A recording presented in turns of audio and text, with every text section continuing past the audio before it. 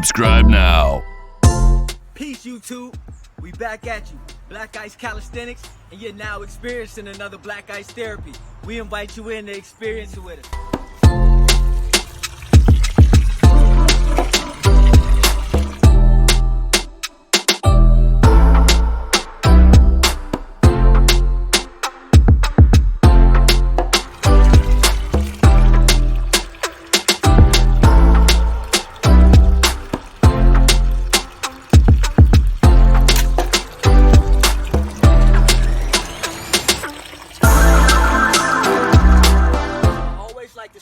Just some controlled breathing, just relaxing, controlling my breaths, understanding my mind, getting in tune with myself, and it's really kind of therapeutic for me.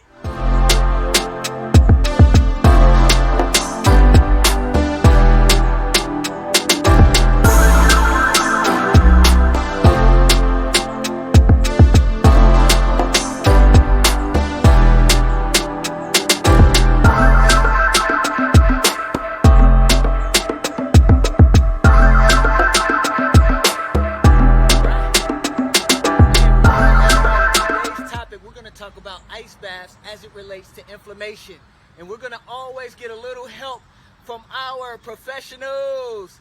Take us away.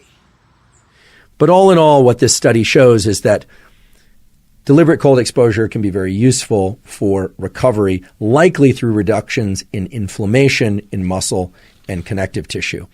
And while this study did not look specifically at the mechanisms of reduced inflammation caused by deliberate cold exposure, those mechanisms are somewhat known.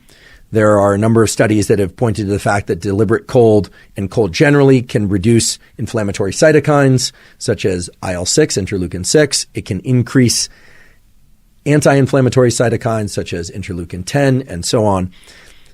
Without getting into all those details, I think it's sufficient to say that if you are somebody who experiences a lot of delayed onset muscle soreness, taking a cold shower after your training or getting into a cold immersion after your training, even if it's a few hours later, ought to help. And if you are doing particularly intense training, then you probably want to ratchet up the number of cold exposure sessions that you're doing, even if those have to be done on separate days from your training, because a lot of the inflammatory effects of training, endurance and strength training, are actually occurring some hours away from the training stimulus. So it's not just that inflammation goes up radically during training, which it often can, but that it can occur even in the days and even weeks afterwards, depending on how intense and how long duration that training is. So deliberate cold exposure is very powerful as an anti-inflammatory.